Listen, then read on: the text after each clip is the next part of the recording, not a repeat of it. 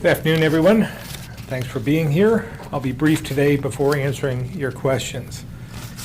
As we head into next week's veto session, I want to once again make clear the significant concerns I have with the direction we appear to be heading.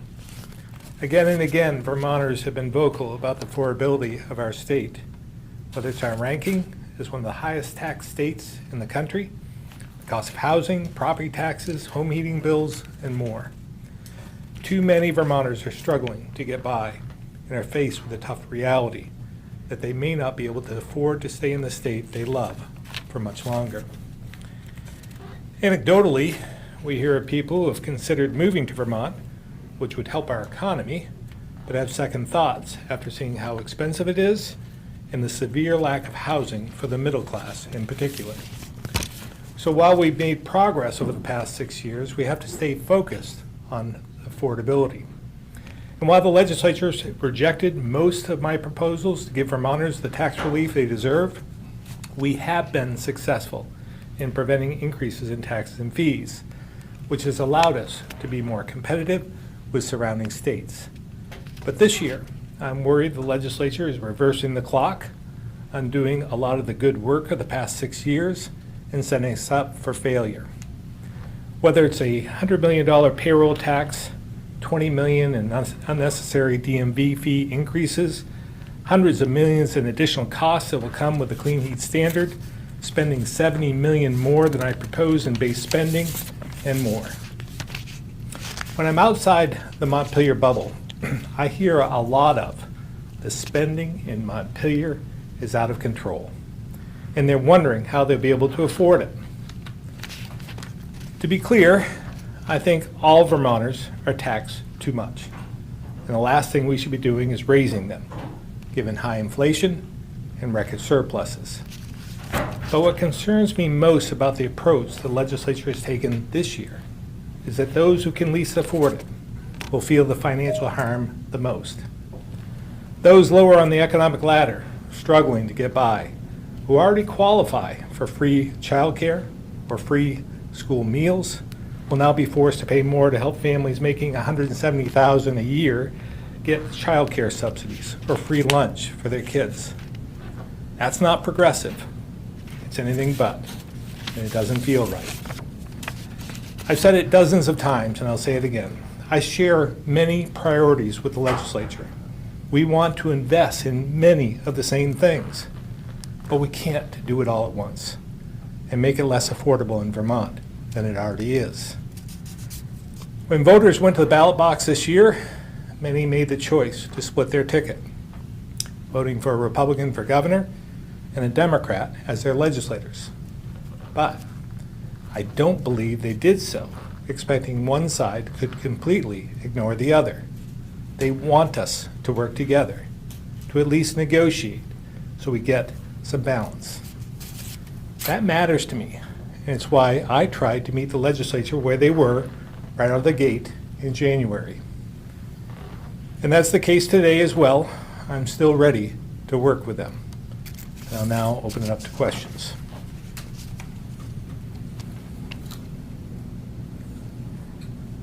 I know that you haven't, or you probably haven't already met with the speaker and the pro tem to talk about their new ideas regarding the motel program. I understand you're meeting tomorrow, but have you received any additional information? Do you have any thoughts to share about it at this point? I don't have much to share with you. I haven't seen their proposal at this point.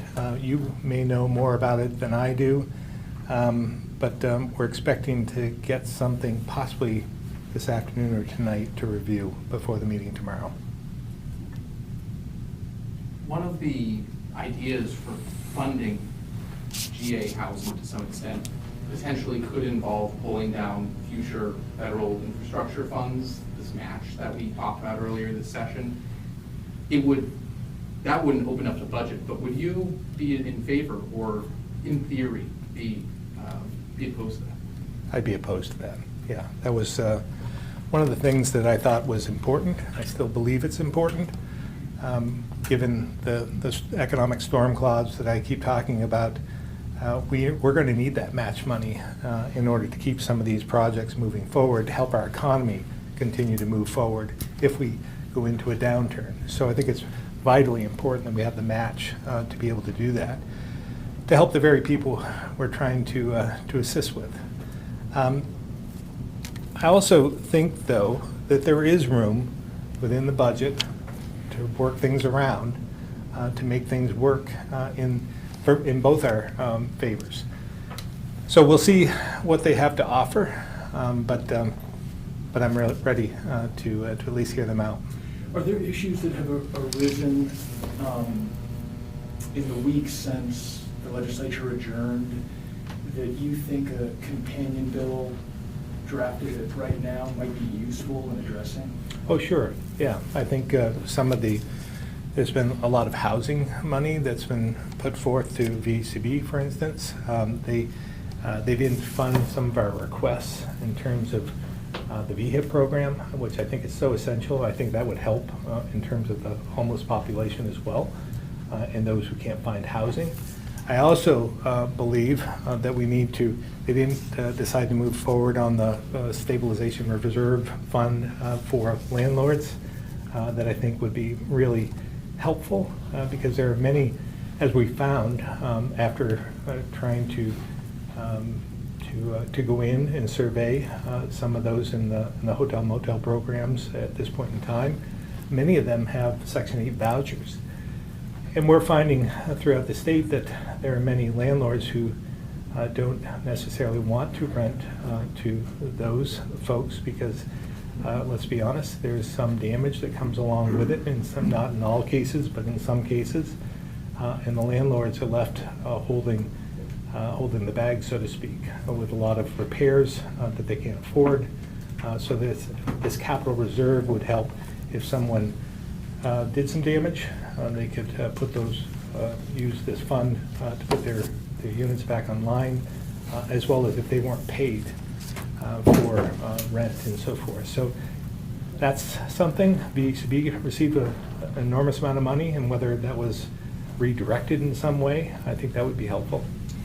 I've talked to a lot of service providers who were surprised to learn that, according to them, based on correspondence that they got from Commissioner Winters, that the majority of the 1,000 or so households that had originally been set to lose eligibility on July 1st will in fact be able to stay an additional 84 days based on this new guidance. I'm wondering if you can talk about that universe of people, how many of them are going to be able to stay until September, based on what's come out now? Yeah, I think I'll have to rely on Secretary Samuelson on this. I wonder if, Jason, it's just kind of easier to see. You can put up the slide.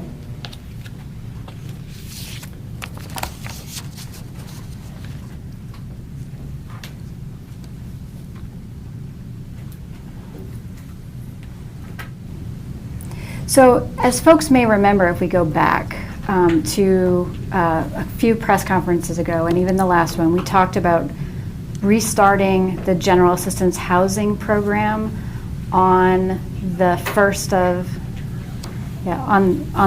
of July. The General Assistance Housing Program has several different eligibility criteria. One of them are for vulnerable populations. Those individuals that we've discussed before are pregnant, individuals with a disability, families with young children, those over the age of 65. When we restart the program, they're extended by 28 days. But there are other families who are in the what are considered catastrophic, which we also talked about the last time that we were here, and they're eligible for 84 days. When we look at the data, it breaks down so that right now we have 1,200 households that are in the program. Of those 1,200 households, 524 of them qualify for 28 days, and 636 qualify for 84 days. Now, if you have a catastrophic event, that trumps your vulnerable population. So there are individuals who may be families with children in that 84 days, or individuals who are older than 65. The service providers that I've talked to say they reviewed the catastrophic, what's required to be eligible for the catastrophic. And they're saying that these numbers do not match with the situations that they're hearing. These people, in fact, would not qualify based on the very narrow eligibility guidelines. I can only leave that to the Department for Children and Families rather than the service providers, who are the ones who determine eligibility. And these are the numbers that they have from doing eligibility determination with individuals. So Actually, since can I piggyback on that? Yeah. I've talked at length with the department about these numbers, and I've heard the same. I mean, the exact quote I got from one service provider is these numbers don't make sense.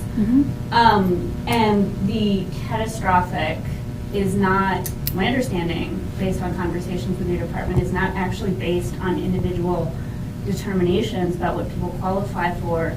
It's projections based on pre-pandemic numbers.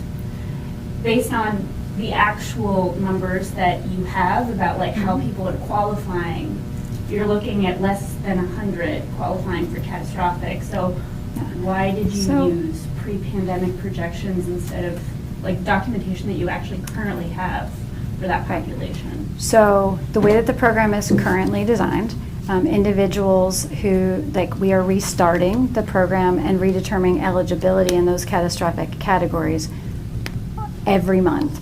And so on July 1st, when the program restarts, because remember, we are currently in the pandemic housing program, different eligibility criteria, wide open, they will determine the eligibility at that point in time. Again, the Department for Children and Families are the individuals who determine eligibility. They're very skilled at it, and the numbers that we have here really reflect their knowledge, their experience, and their interactions with the current clients.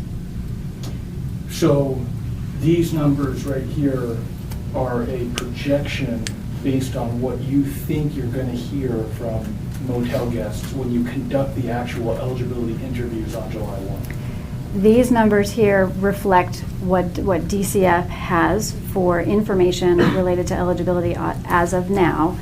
Every single month, they redetermine eligibility for individuals. On July 1, they start actually 2 weeks before that, we will know exactly who falls into which category, person by person. I mean, what you're saying is directly contradicting what I've heard from DCF, like, within, like, we were talking about this a week ago. And I believe you're, like, the website itself said, like, there's an asterisk and it says, like, based on pre-pandemic projections. Yeah, it is based on projection. Again, eligibility is, I don't think it's in conflict. Eligibility is determined on a month-by-month basis. During the pandemic, we did not use the same eligibility criteria. We are restarting the GA program on July 1st, and on July 1, individuals will be determined for eligibility. Again, the Department for Children and Families are the ones who determine eligibility, and they are the ones who have the expertise in determining and projecting out what our estimates are going to be going forward.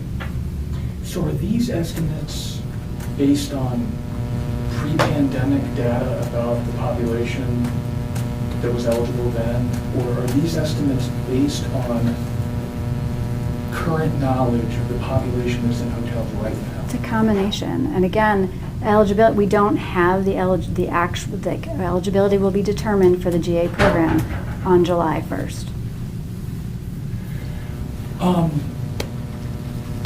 This is a significant number of folks staying in motels and hotels for a significant amount of time. Presumably, I mean, Governor, you talked about the scale of expense associated with this. Is this an unforeseen draw on general fund dollars? And if so, how are you accommodating that? Well, again, I do believe this will have an impact on the general fund, and we're going to, we can get through it at this point in time, and that's why it's so important that we put all the tools in the toolbox so that we can provide for permanent housing in the long run, whether it's the VHIP program or some of the landlord assistance programs and so forth, so we can open up as many units as possible.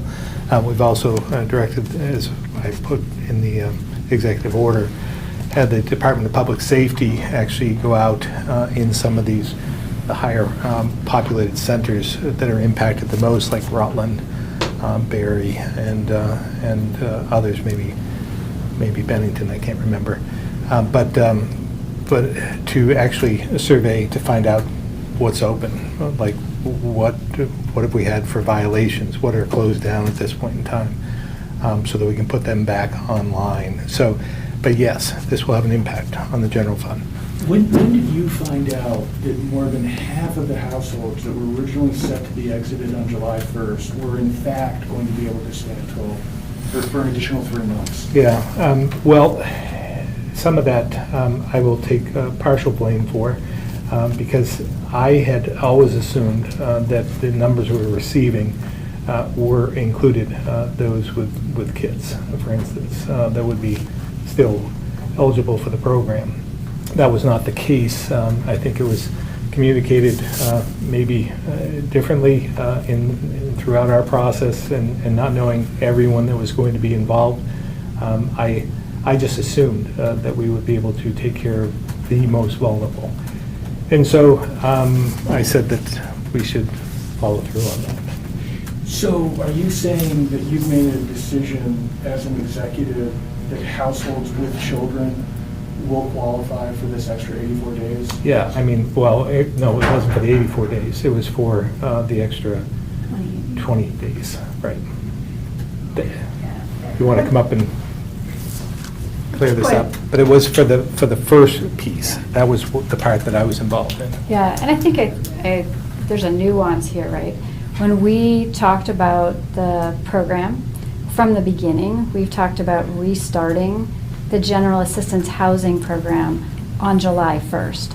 I think what we're hearing here is as folks learn more about the in-depth of that program, not the governor, not I, but folks on the ground, there's a realization what that means is that the eligibility criteria pre-pandemic and now has nuance to it. It's 28 days for vulnerable populations and 84 days for catastrophic. That's nothing new.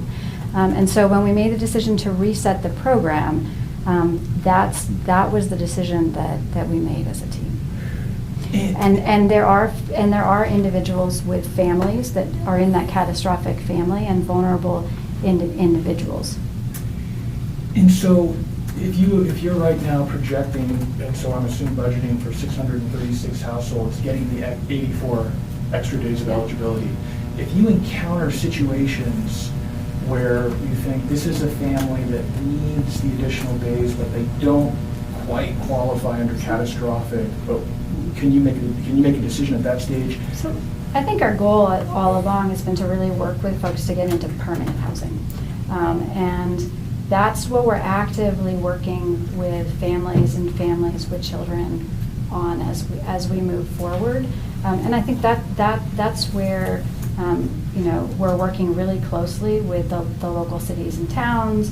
We're working closely with local service providers to ensure that individuals have the services they need to make the transition to permanent housing, because that's in the best interest of families and children.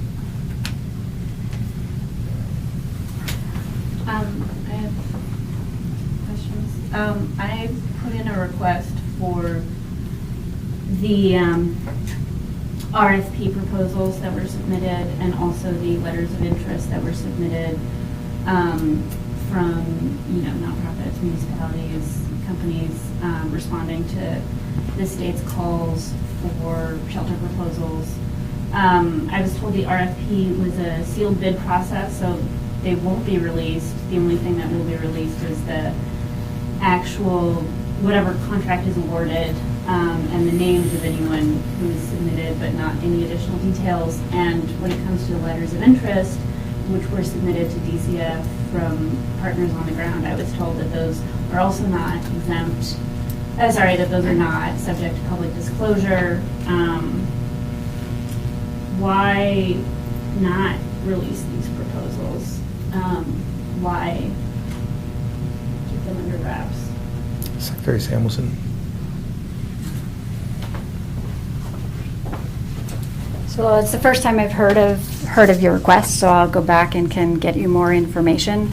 I do know that what we're working towards with the RFP is to follow the standard contracting processes that we do in the state. We've just started reviewing those bids at this point and haven't made an award. And so it is our usual practice to go through that bid process and then make announcements. I can follow up with you offline. But I guess why make the decision to release this as a sealed bid as opposed to one where everything is released publicly? Yeah. I'll have to follow up with you offline again. We'll need to work with our staff to better understand. Okay. What about the letters of interest? That's separate technically. Those are, I'm also being told that those are exempt from public disclosure. And Yeah. I can read to you the exemption that's Yeah, cited. and unfortunately, I don't think that Commissioner Winters is able to be on today. I mean, some other family issues going on, and so we'll get back to you after. Okay. Well, I'd like to hear from the governor. I mean, do you think in principle that these proposals should be public and then be amended? I think when it's appropriate, I think they should be public, yes. But in my years of contracting, not everything was released. At the time they got into the office, there was a bid date. It was a sealed bid until then. And if there was any nuances within or any flexibility within the bid itself, they weren't released until they got through all that to make sure that they compared apples to apples. So I can understand part of this, but eventually they should be all public. And I guess, I mean, the letters of interest weren't really bids. It was it seemed like a pretty informal process. I mean, do you think those should be not released for the time being? Well, again, I don't know what they came back with. I don't know what they say. I don't know if they made contentions within the letters. I just don't know that much about them. I haven't seen them. So I don't think I should comment until I know a little bit more about that. But I do believe in transparency. Relatedly, I've heard some grumbling from service providers saying, we weren't given a lot of time to submit these, and now it's been 2 weeks and we haven't heard anything back, including how much money is really on the table, when we're going to know what they're going to award, a lot of folks already left the hotel, so. Do you feel like state government is moving fast enough here? I think we're moving at an appropriate pace, yes.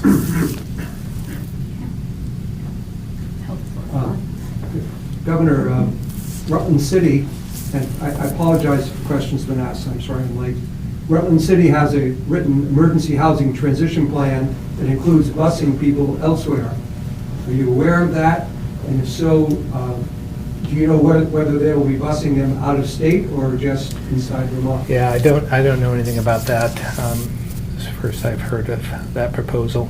I know that there was some event we had, I believe, we had all kinds of providers and so forth coming together in Rutland in particular to see what we could do to solve this problem. And I don't know if that was yesterday or the day before. I just don't remember. But I remember reading about it. Maybe it was last week. It's this week, I'm not sure. It's this week, okay. Well, there's an event that Rutland is putting on themselves to try and help out. Now, there, if you can see the numbers, I mean, it hit me when you see the gross numbers of like Rutland District Office. Proportionally, per capita, they are the highest, or the most impacted. And then from there, I would say maybe even the Barry office and Bennington, Brattleboro, and Burlington, per capita, the district office is doing much better than the others. So those are the areas that we're focused on, and I know Rutland in particular has had to deal with this throughout the pandemic. Can you give us a ballpark estimated cost for the extended eligibility for the 524 households that are getting the extra month and the 636 are getting the extra 3 months? Yeah, I don't have that. Ballpark? I don't want to ballpark before you, we'll get you the table afterwards. All right, I mean, you seemed like you were telling us exactly how much it was costing per month to do these hotel stays. After doing it for 3 years, yeah, we After- should be able to. Well, so I guess that's what exactly. Yeah, we haven't so done it it's- yet. It was so- less than the cost of a month, so, the extension of the program, so. And why, was that because of renegotiated hotel rates? Why would it be less than a month if there's such a substantial number of people staying for 4 months? 3 months and then the other people? I'm not going to do, I'm concerned about doing math from the podium. I want to make sure that you get the actual right numbers. So we'll get you those numbers afterwards. Part of it is that there's a number of households that have transitioned out of the program already, and there are a number of households who will continue to transition out of the program. But we'll get you the numbers afterwards. Senator Brood said we'll be housing people until there's an alternate stable system in place. Will you be vetoing any budget that includes essentially open-ended funding? Well, I'd like to see what they're proposing first. I have no idea what they're going to be putting forward. So I think I'll wait until I read their proposal, meet with them, so I fully understand what they're contemplating. So yesterday, you let the Universal School Meals bill go through without your signature, saying you feel like there were, in reality, have been overridden in the veto session. I guess why that train or that thought process for this bill and not other ones say it's childcare that also has overwhelming legislative support? Yeah, it's a difficult one to communicate in some respects, and I do think that we have a lot of work to do in education. I saw some further numbers yesterday where there was a study done by some group, and math scores are down dramatically. Reading scores are down dramatically over the last 2 years. We have a lot of work to do there. So again, I didn't want to come to a point where we're just, this gets politicized in a way where we don't focus on those fundamentals that I think are so essential. But as I said right from the beginning, I truly believe that we should help those families and those kids that need our help. But I fundamentally don't believe that those that are impacted, those on the lower end of the scale, should be paying for more affluent families for a free lunch. I think they can pay their fair share, and they're willing to. So it just seems counterintuitive to me. The other thing that was somewhat counterintuitive, and I know we've been talking a lot about independent schools and so forth, but the class that was left out are those independent schools that don't take public money. And so it appears we don't care as much about the children in those situations as we do in public schools, which leads me to believe it's more about politics than policy. You mentioned transparency. What do you think of the legislature impeachment committee, inquiry committee, meeting behind closed doors? Yeah, I mean, this is their prerogative. They're in control. I'll let the legislative branch take care of that. But I understand the sensitivity, but that's something they'll have to answer to.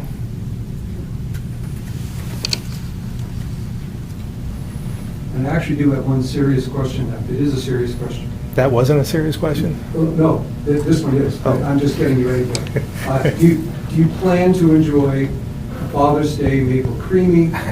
And if so, will you be using BT Digger's Creamy Located? Yeah. I enjoy maple creamies. That wasn't on my list of things to do for Sunday. We'll have to see what happens, but that's usually my day of mowing. So I don't know if I'll have time for creamy. We'll go to the phones before coming back to the room. I think Ed Barber, Newport Daily Express.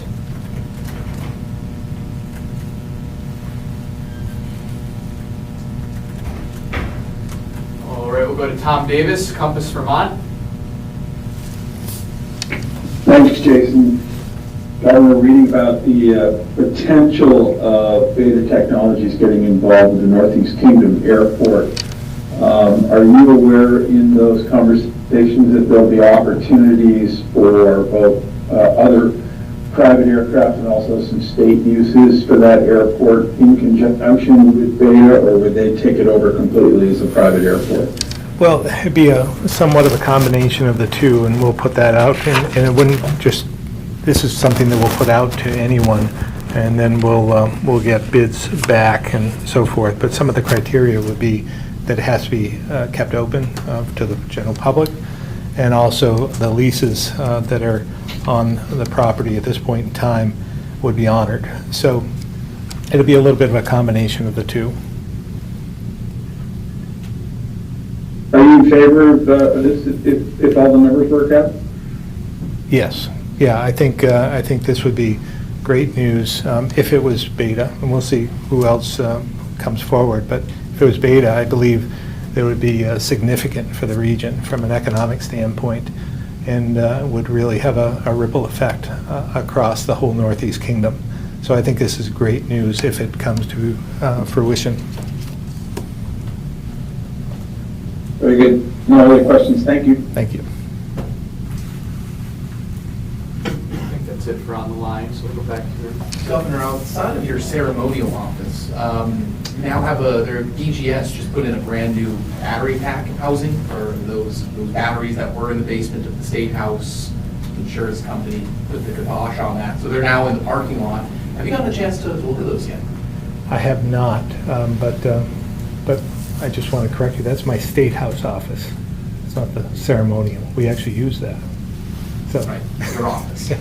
Do you think the added cost of having to bring those outside, set up a housing for them, wire it into the State House, is that an added cost, do you think, that we as a society should be taking a look at? I think it's twofold. I think it's something I do believe in. I think having a battery, large-scale battery storage, I think is part of the solution, both large-scale and small-scale. It's part of the solution for the future to make some of our renewables make sense. It's unfortunate that we weren't able to catch this before it happened, that it was actually installed in the basement before the insurance company weighed in and said, no, you can't have it there. So that didn't come out until after we had it in place. So that is unfortunate. But I do think this is what we need to do. We're going to need to be able to have that backup battery, as well as to soften the demand cycles and so forth, so that we can utilize that to our full advantage. So it's the future and it's coming, and we should be part of it. Should other institutions, schools, Yes. colleges, even homes be thinking about this type? Well, they do. I mean, when you think about some of the smaller scale battery backup, so to speak, Tesla has one, Remount Power is involved in that. You can either buy it or rent from them, I believe. But there's other private entities that sell them.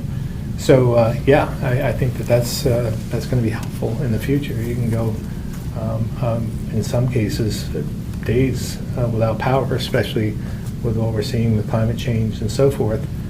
It's nice to have, instead of a generator, you have a battery backup. You have a question? I have lots of questions, but to go back to your question about the cost of it, and I apologize, I again didn't want to do the inappropriate math while I was here at the podium. The total cost of restarting the program and extending it to families with children up to 18 is on the low end $7.2 million, and on the higher end, depending on how many individuals go into the catastrophic category, $10 million. Our goal is really to work, and the Department of Finance and Management has been working hard to find that funding, and has been able to do that without needing to reopen the budget conversation. 7 to 10 per month. No, for the full extension of the program through the 84 days. How can that be? Because Didn't you say, Governor, it was 18 to 20 million dollars a month to run it as it had been running? When we had 3,000, When you had 1,800 households? That Right. number's wrong. It was in October, that was the reference to October. Yeah, I mean, there was one number where it was like 20 million, but that's Oh, yeah. because they gave out the Right. deposits. it was Actually, it was down in half, I think, right? Yeah, the real monthly number is 7 to 8. So that, but if the monthly number is 7 to 8, and you've got, So I'm happy to have Okay, someone, yeah, we don't need to because work it out what we right don't now, want to, yeah. I think, we don't want to work out the details here, but that, when they looked at it, depending on the range of whether an individual or a household falls into catastrophic or a vulnerable population, is 7.2 to $10 million. all right, thank you. Yeah, not to beat this to death, but I just went back to, my emails to look at my correspondence with the folks at DCF about this, and I was asking about the data and why it was this, and it said prior to the pandemic, the split between catastrophic and vulnerable was 55 and 45%. And ESD expects similar utilization in July of 2023. Many households qualify for both, with GA eligibility returning to specific day counts. ESD anticipates that these households will provide further documentation to qualify for 84 days. So it seems pretty clear that they're saying this is entirely based on pre-pandemic projections. And that's also what it says on your own website, where it says the number of households are a projection based on pre-pandemic eligibility. As I said, it's based on the information they have in determining eligibility and on their experience on the ground right now. So they're using the best estimates to calculate this out. But they're saying this is based on not how they're seeing now. Happy to take it with you offline. Are you taking new applicants for this program? It's an ongoing program, so yes. So someone, for example, moves from another state here and says, I don't have a home, I really don't. They would be eligible to be. If they met the qualifications that we had before pre-pandemic, they would be eligible today, Okay. or July 1, I should say.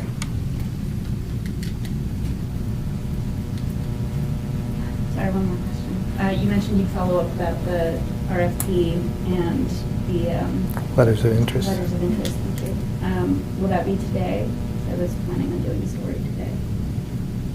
In terms of when those will be released. Just, you said there'd be additional information, so kind of. We'll follow up with you today with the information about when we anticipate the release. Okay. Are other states doing this? Winding down their programs or extending them? Extending it? I don't know. Yeah, I'm not aware of any, but Yeah. Do you want me to? yeah, sure. So the majority of the states who had programs, Oregon and others, wound down their programs over a year ago. We've looked across the country. We know that New Hampshire is another state that has continued their program, and they did some wind down earlier in the spring, and they're winding down around the same time period that Vermont is. But I think the bigger message there is that the majority of the states who had these programs up and running wound them down a long time ago. Are we getting people from other states in significant numbers? When we have looked, no. Okay. Yeah, the answer to that's no. Do we have some? In the past, yes. I don't want to equate that no one has moved here, but we're not seeing a significant influx of I'm folks not from other getting a states. supply and demand influx. No. Okay, thank you.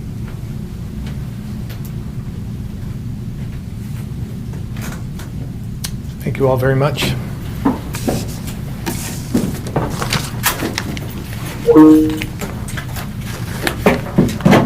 Enjoy your creamies.